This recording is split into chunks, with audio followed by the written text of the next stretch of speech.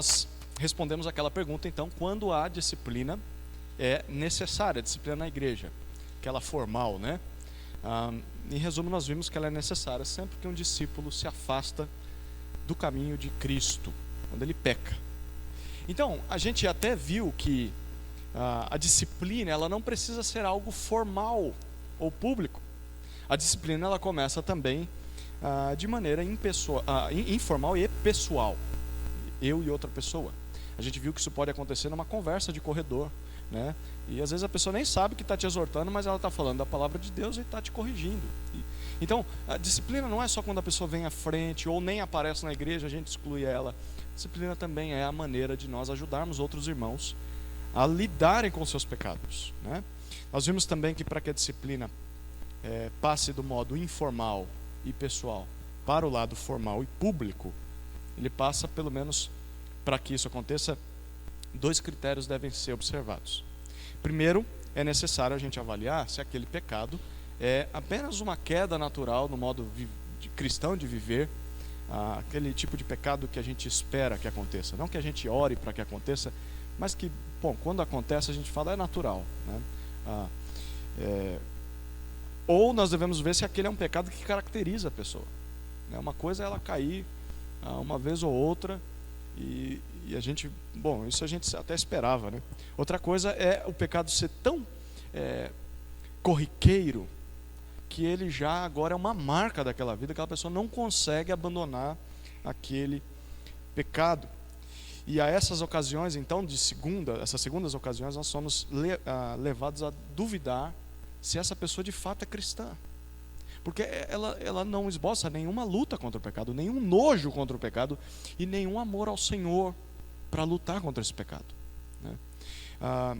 E uma vez, agora o segundo critério, é uma vez que nós temos que agir como juízes. Então essa frase, ninguém pode me julgar, né? Quem julga é Deus. Sim, quem julga é Deus, mas Deus te deu a autoridade de julgar também, porque Deus concedeu à igreja a responsabilidade de julgar aqueles que estão dentro. Então nós somos sim chamados a julgar uns aos outros. Quando você se torna membro de uma igreja, você está dizendo: eu quero que vocês cuidem da minha vida, eu quero que vocês julguem a minha vida, porque eu preciso de ajuda, eu não consigo viver sozinho. Esse é o problema, né? Quando a pessoa está em rebeldia, ela chega para a gente e fala: vai cuidar da tua vida.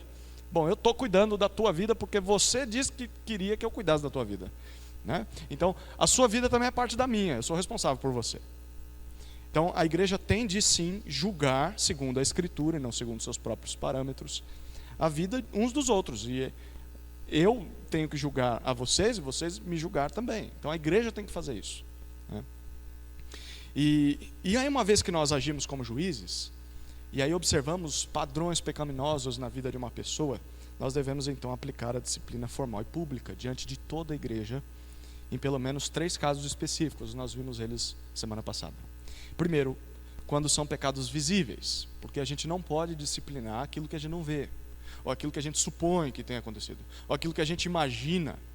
O pecado tem que ser algo que a gente veja. Bom, eu não vi o pecado, mas vejo os frutos dele, né? Segundo, pecados graves, e a ênfase aqui não está no tipo de pecado, como se fosse uma lista de pecados horríveis que não se pode praticar, os 10 mandamentos, né, da igreja. Só que se você fizer, é rua, não tem nem conversa, não tem choro nem vela, como diz por aí, né? Não é isso que a gente tem que fazer, mas a gente avalia pecados graves com relação a situações que nos fazem duvidar se aquela pessoa de fato é cristã. O pecado é grave porque nos leva a duvidar. Essa é a ideia. E terceiro, pecados impenitentes. A pessoa simplesmente se recusa a se arrepender biblicamente. Ela já foi exortada 1, 2, 3, 4 vezes e ela não quer parar. Ela simplesmente quer continuar no pecado. Então, diante de tudo isso, ainda faltou um aspecto, uma parte dessa resposta a ser respondida. Quando disciplinar alguém, a parte que falta é de uma aparente contradição ou discordância entre a forma com que Jesus ordena que a disciplina seja feita, em Mateus 18, com a forma com que o apóstolo Paulo lida com o assunto em 1 Coríntios 5, num caso que nós vamos estudar já. E essa pequena questão, ela pode ser uma grande pedra de tropeço para nós, quando nós formos lidar com disciplina. Porque vira e mexe as pessoas cometem erros, tanto na primeira abordagem quanto na segunda, porque não conseguem identificar se há paralelos, né? Aonde que os dois estão falando a mesma língua ou não, tá? Então a gente vai trabalhar nesse sentido. Primeiro vamos falar sobre a orientação de Jesus. Vamos abrir em Mateus 18, versículos 15 até 17. Mateus 18, 15 a 17. Se teu irmão pecar contra ti, vai a sós com ele e repreenda-o. Se te ouvir, ganhaste teu irmão. Mas se ele não te ouvir, leva ainda contigo mais uma ou duas testemunhas, duas pessoas, para que todas palavras se confirmem pela boca de duas ou três testemunhas. Se ele se recusar a ouvir-te, dizer à igreja. E se também se recusar a ouvir a igreja, considere o gentil e publicano. Muito bom. Jesus, nesse capítulo, ele vem falando sobre como deve ser o nosso cuidado com as ovelhas que se desviam do bom pastor. E nós devemos fazer isso porque ele mesmo deixa as 99 ovelhas para trás para ir atrás daquela uma que se perdeu. Nós vimos isso em versículos 12 e 13. E a vontade de Deus é que nenhuma das suas ovelhas se perca, verso 14. Então, por isso, no verso 15, Jesus diz, aí vocês também devem ter esse mesmo cuidado. E aí ele dá para nós 4 passos a serem tomados para lidar com uma ovelha que se desvia do caminho da obediência. O primeiro passo, a palavrinha aí que falta é, ou melhor, a frase é repreender o irmão a sós. S-O-S, com acento no O. Sós. Jesus coloca uma condição, se você reparar no verso 15. Se teu irmão pecar. Algumas versões colocam contra ti aqui entre colchetes, né? A pergunta é por quê? Porque é provável que Mateus não tenha escrito esse contra ti, tá? E posteriormente os editores das nossas Bíblias, eles adicionaram essas palavras para nos ajudar a entender melhor a ideia de Jesus. Mas no fim das contas, o foco aqui é o seguinte: se seu irmão tropeçou e você viu ou sabe desse tropeço, esse tropeço dele é também uma forma de pedra de tropeço para você. O pecado dele, sendo contra você ou não, ele pode gerar o pecado em você. É isso que Jesus está dizendo. Então, o que você deve fazer quando isso acontece? Eu conto para os irmãos, para que os irmãos possam orar por ele. É isso que a gente faz? Eu conto para o pastor que tem que resolver essas questões de pecado, né? A gente só vem para comer junto, para dar risada junto, né? Igreja é isso que eu faço? Conto para o pastor? Eu coloco no Facebook, tiro a foto e falo, ó, miserável pecando aqui, tá vendo? Ó? É isso? Eu faço nada então, eu fico na minha, né? Porque eu digo assim, cada um que se vire com os seus pecados, né? Cada um cuida da sua vida, eu não cuido dele, e quando eu pecar também ele não vai cuidar da minha. É isso que a gente faz? A ordem de Jesus é, vai a sós com ele, entre ti e ele só. E não terceirize isso. Se você viu, ou se você sabe, é o seu papel diante de Deus procurar o seu irmão. Deus te revelou aquele pecado para que você seja o instrumento de Deus na vida dele. Mas o que eu faço nessa conversa? Jesus continua no versículo 15 ainda e diz, o repreenda. Repreender aqui, ou umas versões mais antigas dizem arguí-lo, arguir, né? É o mesmo que você mostrar a alguém aonde essa pessoa errou. Então, não é você apontar o dedo para o seu irmão, dizendo assim, seu miserável hipócrita, você é um pecador que merece o inferno, porque você fez isso. Não é fazer isso. Repreender é algo mais brando, do tipo assim, meu querido, eu estou aqui porque eu estou preocupado com você. Sabe essa atitude sua, esse seu pensamento, esse seu sentimento? Então, segundo a Bíblia, isso é pecado. E você deveria se arrepender desse pecado. Eu não estou aqui como superior a você, porque eu também peco. Mas eu estou aqui porque a minha obrigação é imitar a Deus em buscar as ovelhas que se desviam do caminho dele. É meu papel, meu querido. É isso que Jesus está dizendo. E aí no verso 15, perceba ainda o objetivo dessa conversa. Se ele te ouvir, se o teu irmão der atenção e compreender que pecou, o que acontece? Ganhaste teu irmão. Você poupou aquela ovelha de uma maneira de viver errada, de continuar desviada do rebanho do seu pastor. Então, na lei de Moisés, havia um texto parecido com esse aqui, em Levítico 19, versículo 17, que diz assim: não odiarás o teu irmão no coração, não deixarás de repreender o teu próximo, para que não sofras por causa do pecado dele. Quando a gente não repreende o pecado do outro, a gente também sofre. A gente é bobo de achar que não, mas a gente sofre. É muito fácil ganhar uma discussão, mas ao mesmo tempo também perder um irmão, né? E o nosso maior alvo de cuidado deve ser trazer de volta a ovelha para o rebanho, livrá-la do engano e do erro, levantá-la do seu tropeço. Ela está caída, você não vai lá para pisar em cima dela, você vai lá para ajudar ela a levantar. Vem cá, nós precisamos voltar para o caminho. Então, se o teu irmão te ouvir e se arrepender do seu pecado, a conversa tem que continuar. Mais pessoas precisam saber, o pastor tem que saber. Acabou ali, acabou. Deus já te deu todos os instrumentos para resolver conflitos. Você tem o Espírito Santo e tem a palavra dele. Você deveria ser capaz de fazer isso, e você é. Então, ok, objetivo alcançado. Mas e se ele não ouvir? E agora? Segundo passo: repreender o irmão com poucas testemunhas. Testemunhas, verso 16. O seu irmão não te deu ouvidos, né? O pecado dele está tão enraizado no coração, e o caso está mais sério do que você pensava. E o que você faz então? Agora sim eu conto para o pastor. Sim, agora eu levo para toda a igreja. Será? Agora eu conto para os meus amigos descrentes na escola. É isso que eu faço? Ou eu saio falando para as minhas colegas de trabalho, para os meus colegas de trabalho. É isso que eu faço? Publico no Facebook, agora sim eu posso, né? Ou eu deixo para lá, afinal de contas, eu quero mesmo é que ele se dê mal. Ele não quis me ouvir, me desculpe o termo, ele é que se dane, né? Deixe que ele morra lá pelo pecado dele. É isso que eu faço? Sim ou não? Não. O que Jesus diz no verso 16? O segundo passo para você ganhar de volta aquela ovelha é procurá-la com mais 2 ou 3 pessoas. E por que eu faço isso? Ele diz: para que toda palavra se confirme pela boca de 2 ou 3 testemunhas. Em Deuteronômio 19:15, a lei dizia assim: uma testemunha não poderá se levantar sozinha contra alguém por alguma maldade ou algum pecado, qualquer que seja o pecado cometido. O fato se estabelecerá pela palavra de 2 ou 3 testemunhas. Essa é a preocupação de Jesus nesse segundo passo. Olha, não são testemunhas do pecado da pessoa, porque se não tem testemunha, então o que a gente faz, né? Mas são testemunhas de que você foi até aquela pessoa, você repreendeu aquela pessoa no pecado dela, e mesmo assim ela continua irredutível, ela não quer se arrepender.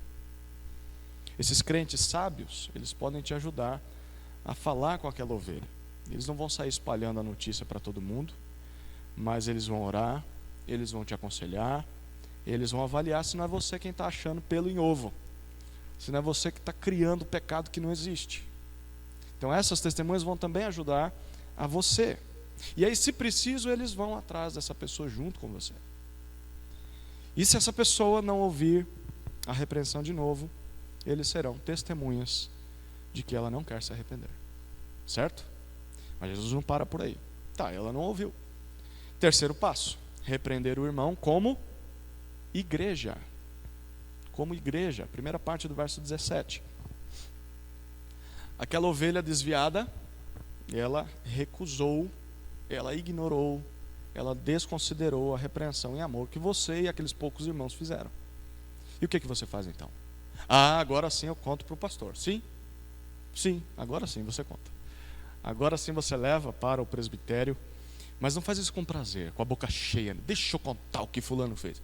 Não, você vai triste, porque você tem dor no coração. Aquela ovelha, ela não quer voltar para o rebanho, ela não quer mais seguir o pastor Jesus. Ela prefere o seu pecado do que a Deus. E isso é uma pena, porque ela não está disposta a amputar aquilo que a faz tropeçar. Ela não está disposta a se sacrificar para lutar contra o pecado. Ela está vivendo como alguém que vai para o inferno. Porque alguém que vai para o inferno ama o pecado e não larga o pecado. Mesmo que ela diga que é crente, ela está vivendo assim. Não quer dizer que ela vá para o inferno, mas ela está vivendo como alguém que vai para o inferno.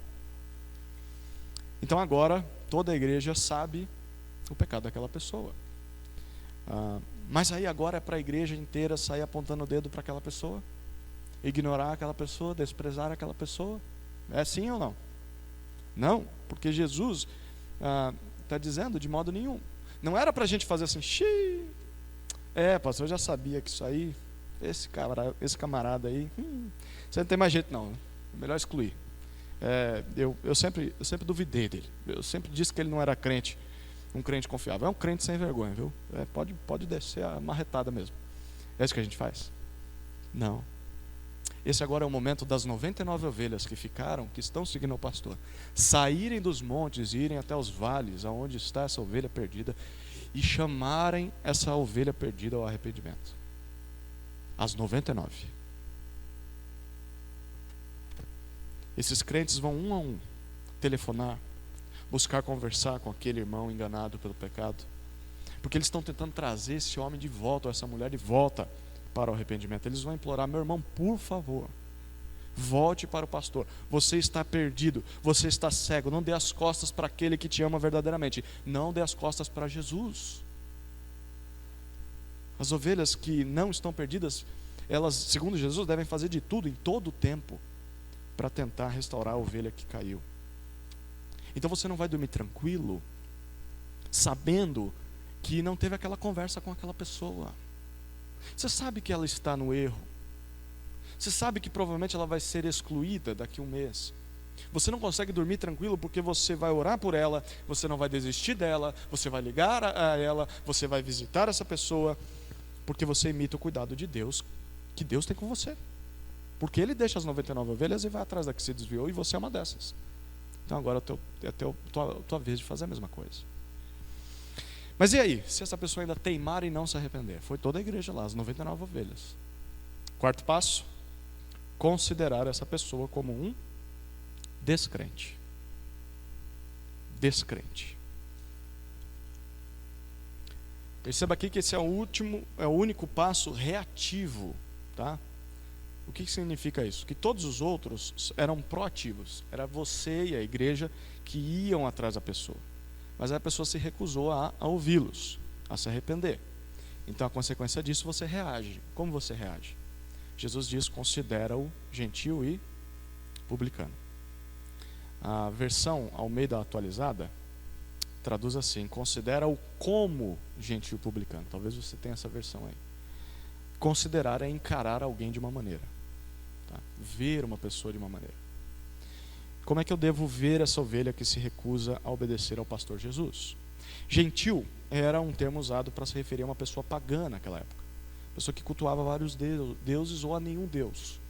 Ou seja, era uma pessoa declaradamente descrente. Um publicano era um judeu que trabalhava para o Império Romano. Então ele cobrava os impostos do seu próprio povo, a mando do imperador. Então por isso ele era considerado pelos outros judeus como traidor da nação. Você não só nos traiu, como também nos rouba, né? Porque normalmente um publicano era um corrupto, ele pegava mais do que precisava dar para o imperador, né? Então Jesus está dizendo: olha, gentios e publicanos são pessoas descrentes, pessoas que podem até dizer que acreditam em algum Deus, mas não seguem o Deus vivo. E mesmo que digam que seguem o Deus vivo, eles são traidores do povo de Deus. Eles não temem a Deus. A prática dessas pessoas nega a declaração de fé delas. Então, aquilo que eles fazem é o oposto daquilo que eles dizem crer. Eu creio em Jesus como Senhor e Salvador, mas eu vivo como se eu fosse meu Senhor e Salvador. Bom, então, é isso que Jesus está dizendo. Então nós devemos olhar para aquela ovelha que se recusa a se arrepender como uma pessoa descrente, que está se rebelando contra o Senhor, que não mais vive como uma pessoa do povo de Deus. Então quer dizer então que essa pessoa perdeu a salvação? Sim ou não? Significa que essa pessoa nunca foi crente, ou que ela nunca será crente de novo? Claro que não, nós não estamos dizendo isso, não entramos nesse mérito. Simplesmente significa que ela não vive como crente, então nós não devemos mais considerá-la como crente. Então você deve tratar ela como qualquer outro crente. E como você trata como qualquer outro não crente? Como você trata os não crentes? Como você trata? Quando ela passa do lado da rua, você passa do outro? É isso que você faz? Com o seu primo que você tanto quer que venha para a igreja? É isso que você faz? Não. Você passa na rua, você vai atravessar a rua para falar: bom dia, como é que está a sua vida? Já voltou para Jesus? Você pregou o evangelho, você se preocupa. Você quer que essa pessoa volte para os caminhos do Senhor. E muitas vezes a igreja falha em lidar com uma pessoa que foi excluída, porque ela é como se ela virasse um cristão de segunda, uma pessoa, não é nem cristão, né? Um ser humano de segunda categoria, é um sub-ser humano, né? A gente coloca o cristão no primeiro patamar, o descrente no segundo patamar, aí o excluído no terceiro. Você não é nem gente, posso nem olhar para você. Jesus diz: de jeito nenhum, porque Jesus ele ia atrás de publicanos e pecadores e gentios. Ele conversava com eles, ele evangelizava. Lembra da mulher samaritana? Ela era samaritana, considerada gentia. Lembra, o próprio Mateus era publicano. Quem está escrevendo esse evangelho aqui, ele foi um publicano, e Jesus foi e investiu na vida dele. Então, é isso que nós devemos fazer. Se aquela ovelha não quer mais seguir o pastor Jesus, então ela não pode mais fazer parte do rebanho de Jesus.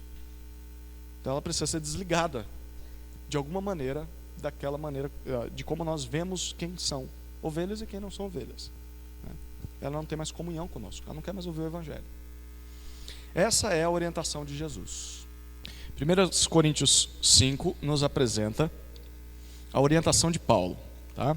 A primeira coisa que nós vemos Paulo dizendo aqui, a palavrinha que falta aí: expulsão imediata. Expulsão imediata. Tente, enquanto nós vamos lendo aí, reparar as diferenças que parecem haver entre as palavras de Jesus e agora as do apóstolo Paulo. Quem pode ler para nós versos de 1 a 4, por favor? Realidade que não ocorre nem entre os pagãos, a ponto de um de vocês possuir a mulher de seu pai. E vocês estão orgulhosos? Não deviam, porém, estar cheios de tristeza e expulsar da comunhão aquele que fez isso? Apesar de eu não estar presente fisicamente, eu estou com vocês em espírito, e já condenei aquele que fez isso, como se estivesse presente. Quando vocês estiverem reunidos em nome do nosso Senhor Jesus, estando eu com vocês em espírito, estando presente também o poder de nosso Senhor Jesus Cristo, entregue esse homem a Satanás, para que o corpo seja destruído e seu espírito seja salvo no dia do Senhor. Palavras duras, né? Difícil, trava aqui na garganta, né? Difícil de engolir isso aqui. Olha lá. Nesse capítulo, Paulo repreende a igreja em Corinto por tolerar um pecado, e o versículo 1 diz: do tipo que nem mesmo entre os gentios se via, né? A ponto de alguém manter relações sexuais com a mulher de seu pai. Talvez fosse a madrasta, talvez o pai ainda estivesse vivo, mas no mínimo isso aqui era adultério, no mínimo, né? E Paulo diz: olha, nem lá fora as pessoas fazem isso. E aí perceba no verso 2 que nesse caso aqui, Paulo diz: olha, vocês sabem disso e não estão fazendo nada. Vocês se acham aí os espirituais. Os coríntios eram aqueles que falavam em línguas, que tremiam no culto, que arrepiavam. O culto deles era aquele cultão mesmo, mas era só pecado no meio do povo. Vocês se acham os espirituais. E aí ele diz no versículo 2 ainda, né? Vocês devem expulsar, ao invés de estar se orgulhando, vocês deveriam lamentar e deveriam expulsar esse homem do seu meio. Perceba, Paulo não diz para que a igreja exorte aquele homem para ver se ele podia ser levado ao arrependimento, né? Mateus 18, Paulo ele não faz nada disso. Ele já diz: olha, manda embora. Não tem nenhum passo aí. Não há oportunidade nenhuma daquele homem ser exortado e para que a igreja sonde se de fato há arrependimento ou não naquela vida. Não há conversa entre ele e os presbíteros. E há apenas um chamado à ação imediata. Versos 3 e 4, Paulo diz: eu estou à distância, mas mesmo à distância eu já julguei esse homem, e por isso vocês devem expulsá-lo da próxima reunião na igreja aí. Próximo culto. Não tem, vamos dar 2 meses para a pessoa. Não, é próximo culto de vocês vão expulsar esse homem do vosso meio. E ele conclui o argumento dele lá no versículo 13, finalzinho do capítulo, rapidamente aí, olha aí. Ele diz: mas Deus julga os que são de fora. Expulsai esse imoral do vosso meio. É forte, não é? Quando nós olhamos para esse texto e comparamos ele com Mateus 18, a gente percebe que Jesus nos aconselhou a oferecer vários alertas ao longo do caminho antes da excomunhão, né? E a cada passo que Jesus deu para nós lá, nós tínhamos a possibilidade de encerrar aquela questão, porque se a pessoa se arrependesse, acabava a questão, né? Mas aí então nós temos esse problema aí, né? Temos de lidar com isso. Por que Paulo faz diferente? Se é que ele faz diferente. Vamos para o segundo ponto aí. Uma tentativa, eu vou colocar uma palavrinha aqui, limitada de explicação. Limitada de explicação. Alguns autores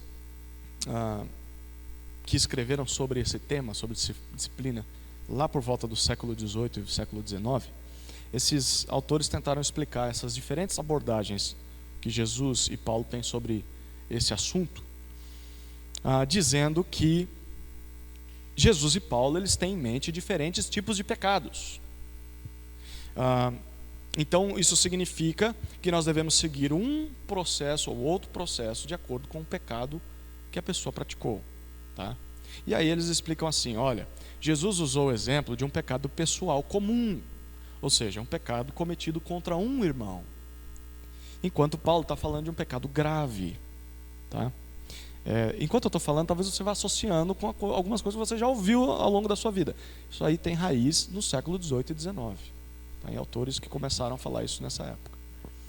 Então, por isso, esses autores dizem, da mesma forma, nós devemos adotar Mateus 18 em casos menores, em pecados mais pessoais, assim, e usar 1 Coríntios 5 em casos maiores, de maior expressão, né? Já ouviu isso? Tá bom. De modo mais claro, então, eles observaram 2 coisas sobre o caso em Corinto. Primeiro, eles dizem, o pecado daquele homem era algo público e algo escandaloso. Então, era algo que nem entre os descrentes era tolerado. Em segundo lugar, o apelo de Paulo pela excomunhão imediata daquele homem, sem aviso prévio, sugere que o apóstolo não estava muito preocupado se no curto prazo aquele homem estava arrependido por causa da natureza escandalosa do pecado dele. Então, Paulo não queria saber se ele estava arrependido. Então, para esses autores, tá, que falam sobre isso, a reputação de Jesus tinha muito maior valor, e para preservar essa reputação diante do mundo, a igreja deveria agir assim, mesmo que o indivíduo estivesse arrependido, mesmo que ele chore amargamente, que ele esteja disposto a transformar tudo, nós temos que te excluir, porque o pecado é gravíssimo. Essa é a posição mais comum e que começou no século XVIII e XIX. Quem já ouviu isso aí? Quem já viu casos assim acontecendo? Eu já vi. Ok. Por isso que eu falei que é limitada, tá? Olhando para essa interpretação, primeiro a gente pode concordar que a preocupação com a reputação de Cristo no mundo é algo importante, sim, né? Tanto que a disciplina bíblica ela abrange esse cuidado, né? A gente quer que as pessoas não vejam um mau exemplo de quem é cristão, né? De quem é Cristo na vida que o mundo não veja um mau exemplo na vida de cristãos. Mas essa explicação aqui, ela parece não oferecer uma conclusão muito clara sobre o assunto. E tem pelo menos 2 motivos aqui. O primeiro é que essa posição, ela torna a decisão de vocês comungar alguém ou não, dependente dos padrões do mundo. Por quê? Porque, lembra, a ideia é, não, nós temos que preservar, porque o mundo está dizendo que isso é terrível. Ok, então, coisas que o mundo não tolera, nós devemos então disciplinar aqui. Isso é muito relativo, porque nós ficamos nas mãos dos descrentes. E a gente sabe que a cultura muda, né? O pastor Tiago, ontem falando com os casais, disse isso. Lá no passado, a submissão da mulher ao marido era uma coisa que todo mundo esperava. Hoje em dia é totalmente o oposto. né? Então, se a gente depende do mundo, dos padrões do mundo que não é santo, esses padrões estão sempre mudando. Então, o que é escândalo para uma sociedade pode ser honra para outra sociedade. E fica difícil, né? Fica difícil. Por exemplo, o aborto para algumas culturas é assim horrível, mas para outras a gente vê gente fazendo festa. Então, como é que a gente, até a homossexualidade também, como é que a gente vai basear o nosso padrão no que o mundo acha escandaloso ou não? Fica difícil. Uma segunda razão é que excomungar pessoas que a igreja acredita que tenham se arrependido significaria entregar cristãos ao reino de Satanás. Isso, será que não seria injusto com um cristão arrependido? Ele está arrependido. Jesus veio para não pisar na cana quebrada. Seria pisar na cana quebrada. Ela já está ali, à tua disposição, faz o que fizer. Então vai ser excluído. Espera aí, eu quero restauração, eu preciso. Seria dizer para aquela pessoa que ela não deve ser mais considerada crente, mesmo que ela esteja disposta a lutar contra o pecado dela. Isso seria também desonesto com o mundo. Por que seria desonesto com o mundo? Porque nós estaríamos dizendo a todos que Cristo ele não trabalha na vida de algumas pessoas, dependendo do pecado dessas pessoas, mesmo que elas estejam arrependidas. Nós estamos dizendo para o mundo, o perdão de Cristo é condicional. Se você cometer isso aqui, não tem choro nem vela. Já era, exclusão. Estão vendo o problema? Nós temos um problema aqui. O problema de considerar que Mateus 18 é só pecados mais leves e 1 Coríntios pecados mais graves. Tá? Então a igreja, nós já temos aprendido sobre isso. A igreja não deveria excomungar pessoas que ela acredita que sejam cristãs. Ela só deve fazer isso com pessoas que ela acredita que já não estão mais agindo como cristãs. Porque fazer isso seria legalismo. Excluir pessoas que nós achamos que são cristãs, mas que, olha, os critérios de membresia, então, na igreja, eles não são mais arrependimento e fé. Os critérios de membresia na igreja são arrependimento, fé e nunca cometer o pecado X. Se você cometer o pecado X, já era. Cabeças vão rolar. Não pode fazer isso. Qual que é o pecado X, talvez na nossa cultura aí? Qual seria esse pecado que se cometeu esse? Já era, tem que ser excluído. Qual seria? Adultério é um deles. Que mais? O roubo, né? Talvez esse mesmo também. O assassinato, né? Pecados X, né? São todos pecados hediondos, né? Ou horripilantes. Mas então a membresia seria: você precisa crer em Jesus, se arrepender, mas não pode cometer esse pecado, porque se cometer esse pecado. Estão vendo o problema? O que nós vamos fazer então, né? Como que nós vamos conciliar a posição de Jesus e a posição de Paulo? Há aqui uma proposta de uma opção mais equilibrada. Equilibrada é a palavrinha. Uma opção mais equilibrada. Duas considerações aqui. A primeira, lembre-se de que a disciplina observa o arrependimento.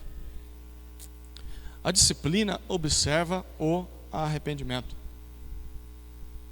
De fato, a abordagem de Paulo oferece para nós uma saída que não é tão clara lá em Mateus 18, que é a excomunhão imediata. Isso fica claro em 1 Coríntios 5. Nós não podemos negar. Então, em alguns momentos nós teremos de usá-la, porque é o que Paulo ordena a uma igreja no Novo Testamento.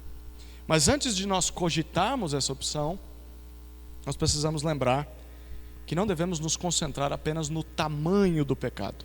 Lembra de tudo que a gente já tem falado aqui.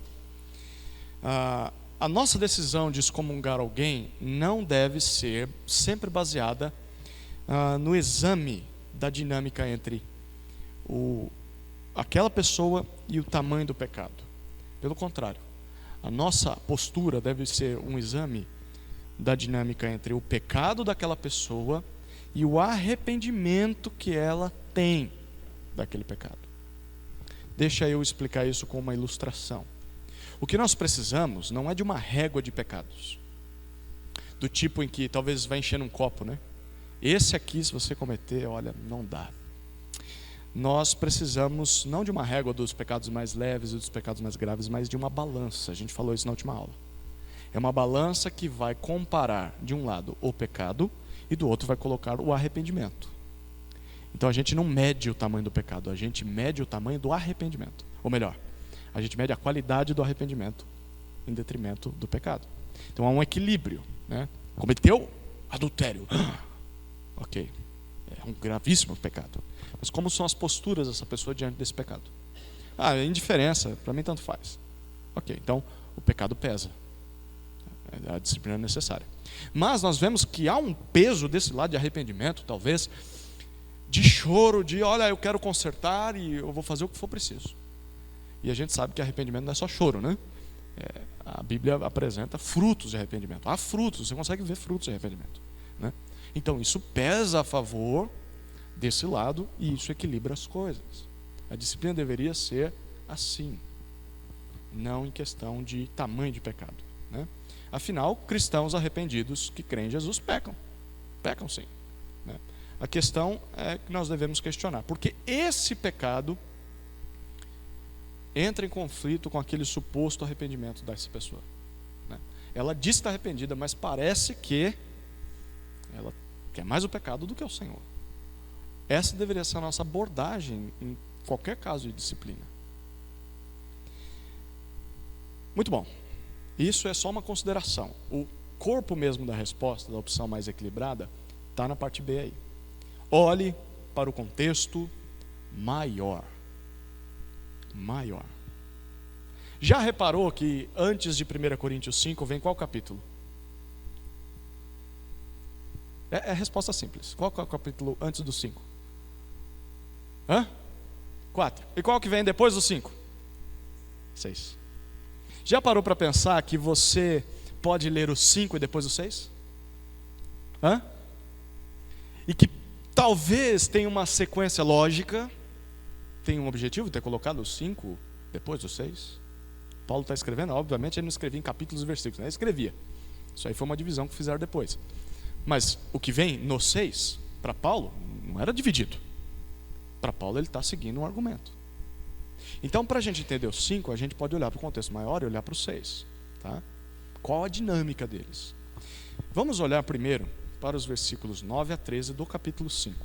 Quem pode ler para nós de 9 até 13 do 5? Lhes disse por carta que vocês não devem associar-se com pessoas imorais.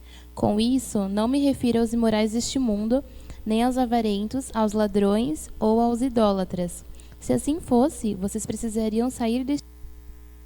Versículos 9 até 11 que foram lidos, Paulo disse que já tinha alertado a igreja anteriormente que ela não tivesse comunhão com alguém que, se dizendo cristão, vivia como não cristão. E aí, ele diz, com esses vocês não devem sequer comer, né? Pode ser uma referência aqui à participação na ceia do Senhor, tá? Pode ser. Aquela pessoa não vive como crente. Então, ela não deve participar de uma mesa que é só de crentes, né, no Senhor Jesus. Só crentes deveriam participar da ceia do Senhor. Ok, aí no verso 12 ele faz uma pergunta retórica.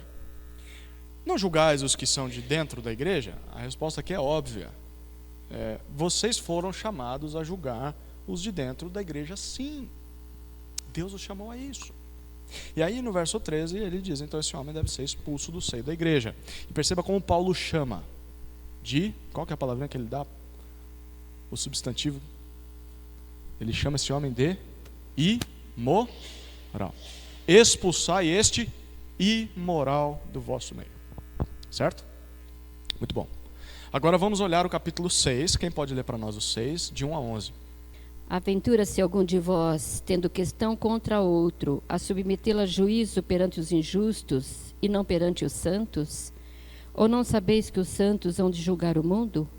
Ora, se o mundo deverá ser julgado por vós, sois acaso indignos de julgar as coisas mínimas? Não sabeis que havemos de julgar os próprios anjos, quanto mais as coisas desta vida? Entretanto, vós, quando tendes a julgar negócios terrenos, constituís um tribunal daqueles que não têm nenhuma aceitação na igreja. Para vergonha vou-lo digo, não há porventura nem ao menos um sábio entre vós que possa julgar no meio da irmandade? Mas irá um irmão a juízo contra outro irmão, e isto perante incrédulos? Ou se existir entre vós demandas, já é completa a derrota para vós outros. Por que não sofreis antes a injustiça? Por que não sofreis antes o dano? Mas vós mesmos fazeis a injustiça e fazeis o dano, e isto aos próprios irmãos. Até 8, pastor. Ou não sabeis que os injustos não herdarão o reino de Deus? Não vos enganeis, nem impuros, nem idólatras, nem adúlteros, nem efeminados, nem sodomitas, nem ladrões, nem avarentos, nem bêbados, nem maldizentes, nem roubadores herdarão o reino de Deus. Tais fostes alguns de vós, mas vós vos lavastes, mas fostes santificados, mas fostes justificados em o nome do Senhor Jesus Cristo e no Espírito do nosso Deus. Amém. Obrigado. Aqui, perceba no verso 1. Paulo continua tratando sobre que questão? Qual que é a questão no versículo 1? Julgamento. Olha o que ele fala, mas agora no âmbito civil. Né? Paulo condena os coríntios porque eles não eram capazes de julgar as suas pequenas causas. Né? O irmão bateu na carroça do outro lá na saída do culto. E ao invés deles resolverem entre si, eles iam até um juiz incrédulo, injusto, que tinha que julgar os crentes que não conseguiam chegar a um acordo. E Paulo diz, é vergonha. Tanta vergonha quanto o capítulo 5. Né? E aí, Paulo diz assim, olha, vocês deveriam ser capazes de julgar uma pessoa que vive em pecado. Foi o que ele disse no capítulo 5. Vocês deveriam ser capazes de decidir se ela deve ser excomungada ou não, quanto mais questões menores que vocês tiverem uns com os outros. E aí no verso 2 até o verso 6, no seu argumento, ele diz que junto com Cristo no último dia, todos os crentes julgarão o mundo e até os anjos. Nós estaremos ao lado de Cristo nesse juízo final, julgando com Cristo. E Paulo diz, por isso as questões dessa terra deveriam ser simples de julgar, gente. Simples, vocês vão julgar anjos, já parou para pensar? Você vai pegar o caso do anjo e falar, ó, meu filho, você fez isso, isso, isso. O que não é as nossas questões do dia a dia? E aí Paulo, nos versos 7 a 8, ele diz que quando os coríntios levavam suas brigas aos juízes descrentes, todos saíam derrotados. E pior, ele diz, vocês mesmos é quem estão fazendo injustiça. Vocês mesmos é quem estão cometendo fraude, prejuízos, danos contra os seus próprios irmãos. Perceba, você foi, na sua visão, injustiçado contra o seu irmão, ao invés de você ir até ele resolver aquilo. E o que Paulo diz é que se não tem um sábio aí que seja capaz de sentar com vocês dois e chegar a um acordo, vocês precisam de juiz, né? Seja o pastor, seja um irmão mais maduro, uma irmã mais madura, não tem ninguém aí que pode. Ele fala, quando você não faz isso, aí você fala, não, eu vou levar minha questão para o juiz, porque ele me lesou e está errado, e ele fez injustiça. Paulo diz, quando você leva para o juiz, é você quem está fazendo injustiça. Ele diz, você deveria assumir o dano. E aí nos versos 9 e 10, por isso ele nos faz uma lembrança. Ele diz, vocês sabem muito bem que os injustos não herdarão o reino de Deus. De quem que Paulo está falando aqui? Ele está falando dos próprios coríntios que levavam suas questões para os juízes. E ele diz, vocês são injustos quando fazem isso. É vocês quem estão fazendo a injustiça. E ele diz, vocês se lembram muito bem que o reino do céu não é lugar de injustos. E aí então ele acrescenta uma lista de outros pecados. O ponto aqui que Paulo quer ressaltar é que quando você comete injustiça contra o seu irmão, ou melhor, deixa eu pegar o argumento de Coríntios, né? Dos coríntios. Falar dos outros é melhor, né? Não vamos falar da gente não. Quando os coríntios, eles cometiam injustiça uns com os outros, levando os seus casos até o tribunal, eles estavam vivendo como injustos. Pessoas que não herdarão o reino do céu. Descrentes, marcados por esses pecados. E é por isso que Paulo, no verso 11, lembra eles: tais fostes alguns de vós. Alguns de vocês foram assim no passado, mas agora, por causa de Cristo, vocês foram lavados, vocês foram santificados, vocês foram justificados. Ou seja, Jesus libertou vocês desse tipo de vida escrava do pecado. Vocês não precisam mais viver assim. Conclusão: pecado do homem no capítulo 5 pode ter sido de fato escandaloso. Foi escandaloso, não foi? Possuir, ter relações sexuais com a mulher do seu pai é uma coisa terrível, né? Ou muito grave. Mas essa não é a questão, tá? Na verdade, nesses dois textos aqui, capítulo 5 e capítulo 6, o que Paulo está fazendo é descrevendo dois tipos de pessoas. Se você reparar, a gente vai ver os detalhes aqui. Primeiro, ele coloca aquelas pessoas que mostram características de arrependimento, e do outro lado ele coloca pessoas que não as mostram. Quer ver isso aqui? Ele está dizendo: a igreja é o lugar daqueles cuja característica é o arrependimento. Esses aqui. A igreja não é lugar para aqueles que não são arrependidos, porque os não arrependidos não herdarão o reino de Deus. É por isso que aquele homem deveria sair do seio da igreja, porque ele não vive como um arrependido. Ok. Olhe como isso fica claro nesses dois capítulos. Capítulo 6, os injustos. A lista começa com: ou vocês não sabem que os injustos não herdarão o reino de Deus? Não é isso? Então, a igreja, segundo Paulo, é composta de indivíduos transformados. Ele diz no final do capítulo, no versículo 11: alguns dos coríntios foram assim, foram injustos, mas agora eles foram transformados. Então, quando Paulo fala dos injustos, aqui ele não está descrevendo simplesmente pecados específicos, do tipo: você sonegou imposto, você não pagou o que era devido ao seu funcionário, né? Não é isso que Paulo está dizendo, porque o que ele faz aqui é descrever pessoas que são definidas por esses pecados. Alguém sabe a diferença de adjetivo para substantivo? O que é um adjetivo? Qualidade do sujeito, certo? Eu fui terrível na aula de português, gente. Horrível, horrível. Eu odiava português. Aí entrei no seminário, descobri que eu tenho que saber ler e falar. Eu apanhei, viu, para aprender as línguas originais. Tanto grego quanto hebraico. O meu problema não era o grego e o hebraico, o problema era o português. Eu tinha que aprender o português. Então, adjetivo e substantivo foi uma das primeiras coisas que eu tive que aprender. O adjetivo são características, certo? Do sujeito. E agora o substantivo. O que é substantivo? É o nome que se dá ao sujeito. Substantivo é a substância do sujeito, é quem ele é. Adjetivos são coisas que estão nele ou que ele faz, certo? Vamos pegar um exemplo aqui. O substantivo dessa pessoa é o José.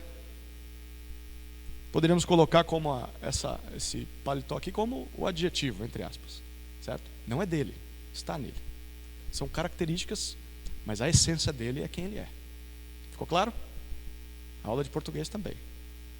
Mas por que eu estou dando essa aula de português? Porque agora eu vou para a aula de grego, tá? Quando Paulo começa a descrever cada uma dessas palavrinhas, ele não está descrevendo adjetivos. A palavra que ele usa, o termo que ele usa, são substantivos. Da lista de 1 Coríntios 6, certo?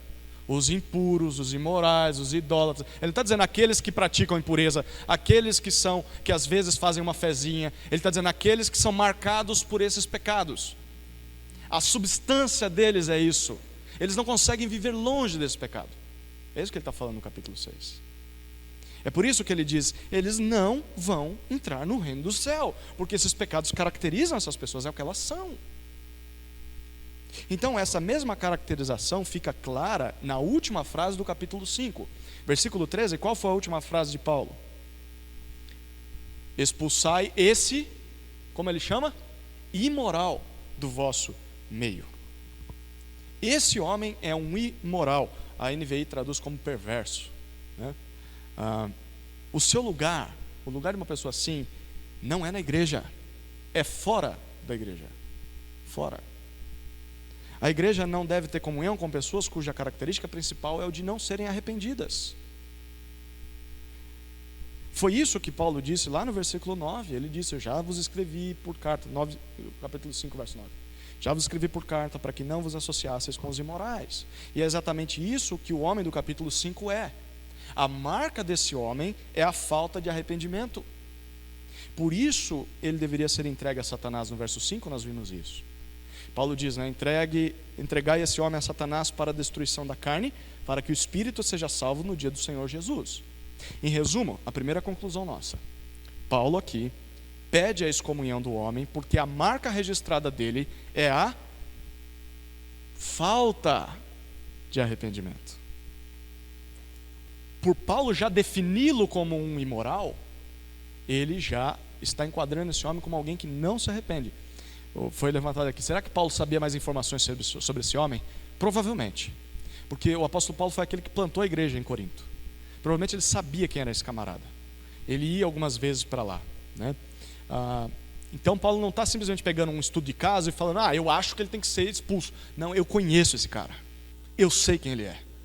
Provavelmente Paulo está fazendo isso com conhecimento prévio. Por isso que ele coloca esse homem numa categoria. Ele é assim. Todo mundo sabe que ele é assim, né? Então, para concluir, para explicar essa primeira parte, primeira conclusão, os sinais da vida daquela pessoa indicam que ela não vai herdar o reino de Deus. E por isso a igreja deve lançá-la fora agora, para que a sua alma seja advertida e, quem sabe, salva até o dia do Senhor Jesus, né?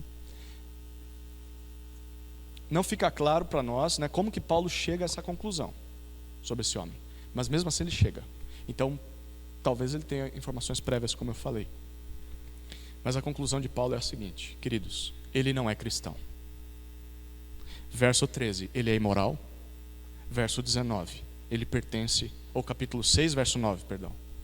Capítulo 5, verso 13, ele é imoral. Capítulo 6, verso 9, ele pertence à categoria dos injustos. Porque se você reparar no versículo 9, não sabeis que os injustos não herdarão o reino de Deus? Qual que é a primeira palavra que ele usa? Não vos enganeis, nem imorais. Ele está falando do mesmo camarada lá, ou melhor, da mesma categoria. Ou seja, segunda conclusão, nós podemos ver aqui as diferenças claras entre Mateus 18 e 1 Coríntios 5. As palavras de Paulo sobre aquele homem começam pouco antes de onde o processo de Jesus termina. As palavras de Paulo sobre aquele homem começam pouco antes de onde o processo de Jesus termina. Deixa eu explicar isso aqui. Paulo está partindo do pressuposto de que aquele homem não está arrependido. O processo de Jesus existe para descobrir se a pessoa está ou não obstinada, para verificar se ela tem arrependimento ou não. Lembra disso? Vai e fala com ele, se ele te ouvir, ganhaste. O argumento de Paulo aqui é: vocês já sabem que ele não está arrependido. Isso já é tido como verdadeiro, está na cara. Então, outra diferença aqui está no fato de que quanto que a informação do pecado ela já foi conhecida publicamente. Mateus 18, a gente lembra, uma pessoa acredita que é o pecado, mas ela não expõe isso, né? Ela precisa de mais 2 ou 3 testemunhas para concordar com ela, para só depois levar para a igreja, para que a igreja concorde com ela de que aquela pessoa não está arrependida. Agora, em 1 Coríntios 5, a igreja toda já está sabendo, e Paulo diz: vocês ainda se orgulham disso, né? Então o que Paulo está dizendo é: o caso de 1 Coríntios 5 já se enquadra no último passo de Mateus 18. Esse homem não se arrepende, esse homem já foi exortado, talvez, né? A gente pode supor isso, mas a igreja toda já sabe. E a marca dele é a falta de arrependimento. Ele não quer voltar atrás. Por isso nós não deveríamos usar Mateus 18 nos pequenos casos e 1 Coríntios 5 nos pecados maiores, porque a Bíblia nunca nos oferece isso. Na verdade, não são duas passagens contraditórias ou que ensinam coisas diferentes. As duas olham para os dois lados da balança. Arrependimento, ou melhor, pecado e arrependimento. Olha para o pecado, mas olha para o arrependimento. Tem equilíbrio? Está arrependido? No caso de 1 Coríntios 5, só tem pecado. Paulo está olhando a balança, sumiu esse lado da balança. Não tem nada de arrependimento. Então, mesmo quando o pecado de alguém parece grande, a igreja ela precisa estar convencida de que aquela pessoa de fato não está arrependida. Porque senão ela não pode praticar a disciplina, a excomunhão, né? Ficou claro isso? Ok, alguma dúvida ou comentário dentro desse ponto aqui? Tem mais uma questão que eu preciso colocar aqui, que a gente vai sair um pouquinho, mas ainda está dentro do assunto. Não? Então vamos lá, vamos arrebentar a boca do balão aqui. Há mais uma questão, certo? Sem dúvida há alguns pecados que são tão premeditados. Sabe aqueles que têm um longo histórico, como por exemplo, agressões ou mortes? A pessoa ela é um assassino, né? Um serial killer. Ou é uma pessoa que ela tem planejado ao longo do tempo e executado agressões físicas contra o seu marido, contra os seus filhos. Ou pecados que são tão repugnantes como, por exemplo, abuso sexual constante de filhos, ou extorsão, que nenhum pedido de desculpas é capaz de nos fazer acreditar que aquela pessoa está de fato arrependida. É fácil fazer isso, né? Uma vida de um pecado premeditado, ela sabia o que estava fazendo, repugnante, constante. E aí quando é pego, fala, me perdoa. Agora vocês não podem me excluir, porque eu ouvi na aula que eu tenho que ser perdoado. Não que esses pecados aqui eles não possam ser perdoados e que as pessoas não possam se arrepender desses pecados. Mas a questão é que é necessário que haja um tempo para que os frutos de arrependimento apareçam naquela vida, para que a igreja seja capaz de perdoar ela. Como é que nós vamos saber se uma pessoa que abusou do seu filho a vida inteira foi pego, se arrependeu? Como é que a gente vai saber? Só porque ela está falando, me perdoa, eu errei. É isso? O que é que vai mostrar que de fato ela está arrependida?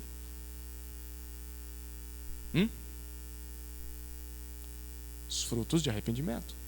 Ela vai ter que parar com isso. Vai ter que se entregar à polícia. Está vendo como é? Então, ok, o que isso significa? Que a igreja, ela simplesmente não pode acreditar nas palavras de um membro que vivia intencionalmente no pecado habitual, enganando e mentindo a todos. Porque o lado da balança de pecado, lembra? Ela pesa muito mais do que aquele que ele diz que está arrependido. Mas é a única coisa que ele faz, ele diz só. Por isso, nesses casos, a igreja não teria outra opção do que suspender aquela confirmação que ela faz daquela pessoa que ela é cristã, pelo menos por hora. Olha, você diz que é crente, mas, filho, olhando para o seu histórico, para a sua vida, não, mas eu estou arrependido. Ok, mas não dá. Como é que eu vou dizer para o mundo que você é crente? Então, é claro, essa aqui é mais uma questão prática, né? É uma implicação de tudo que a gente tem falado. Nesse livrinho que a gente tem trabalhado, Disciplina na Igreja, os autores concluem dessa maneira. Olha, em casos assim, o mais prudente é a excomunhão. E se essa pessoa de fato está arrependida, isso vai ser visto. Vai ser visto. Porque a marca dela era de uma pessoa que não era crente. Mesmo que ela diga que esteja arrependida. Lembra que a gente falou isso na semana passada, né? Uma coisa é uma pessoa que não tem noção nenhuma jurídica e nem financeira, contábil, né? Sonegar imposto sem saber. Outra coisa é a pessoa ser da área, saber que aquilo é errado e por anos construir a sua vida, a sua caminhada em cima de uma mentira e de um pecado que ele sabe que está cometendo. E isso é justamente o que pesa na balança Pecado, arrependimento. Ele diz que está arrependido, será? Pelo jeito, ele diz com orgulho, né? Fala, olha, é isso aí, né? Vai pagar a escola dos meus filhos e tal. E por outro lado, o que a gente vê é um pecado que não foi um deslize, é um pecado que veio uma vida sendo alimentado, né? Cultivado. Interessante ter um caso parecido de um casal que nós conhecemos, uma bênção. E aí é um bom exemplo, né? A esposa se converteu, e aí depois de um tempo o marido também, e ele era dono de uma empresa. E aí, só que ele era só nota fria, só negava imposto, e todos os clientes dele iam até ele por causa disso, ele ganhava muito dinheiro, né? E aí a esposa já estava incomodada com isso, começou a orar por isso, até que o marido percebeu que isso estava errado. E a esposa, acostumada com luxo, com uma vida de glamour, né? Ele sentou com ela e falou, querida, ela chorava, não conseguia dormir mais, né? Porque ela sabia que eles estavam pecando contra o Senhor. Ele falou, querida, eu também estou sendo constrangido, mas olha, deixa eu falar uma coisa. A hora que nós pararmos, a nossa vida vai mudar. Nós vamos perder todos os nossos clientes. E eu vou me endividar. E eu vou falir. E nós vamos ver com nada. Ela falou, vamos. E foi o que ele fez. A empresa começou a quebrar. Hoje ele tem centenas de milhões de dólares, não, nem tanto assim, mas centenas de milhares de reais em dívida. Os seus credores que o ameaçam vão atrás dele, e ele não tem de onde tirar. Vive trabalhando com um serviço que dá salário mínimo para ele por mês. Perdeu parte do carinho dos filhos por causa do recurso, né, que entrava, acostumado a ter tudo, e agora eu não tenho nada. Mas a esposa está do lado dele, vamos lá. Para mim, essa é uma marca de uma pessoa arrependida. Ela não mede esforços para consertar o que ela fez de errado. Então, com a combinação de Mateus 18, eu vou encerrar aqui, e 1 Coríntios 5, nós poderíamos sugerir que a igreja precisa chegar a uma dessas 3 conclusões antes de decidir se é a hora de excomungar alguém. Primeiro, quando há arrependimento genuíno, certo? Então, quando a igreja está convencida de que aquela pessoa verdadeiramente está arrependida, a gente consegue ver isso. Então, devemos excomungar a pessoa? Sim ou não? Não. A resposta é não. O passo não é prosseguir na excomunhão, é trabalhar a vida dessa pessoa. Segundo, quando não há arrependimento genuíno, então quando a igreja está convencida de que alguém é caracteristicamente e não temporariamente um não arrependido, a marca dessa pessoa é que ela não se arrepende. Qual que deve ser a postura da igreja? Excomunhão, sim ou não? Sim. A gente já exortou. Ele não se arrepende. E aí a última questão, que foi essa que eu citei, que é uma sugestão de implicação de tudo que nós falamos, né? Quando não se pode confirmar o arrependimento, que é justamente aquele caso quando o pecado é tão premeditado, é tão repugnante, que é tão hipócrita, que a igreja se torna incapaz de dar crédito para a palavra daquela pessoa. Olha, a sua declaração de arrependimento não condiz com a vida que você tem vivido a vida inteira. Eu não posso dizer que eu estou vendo marcas de arrependimento aí. Nesse caso, excomunhão, sim ou não? A sugestão é sim. Mas e se ele mudar? Volta. Mas agora não dá.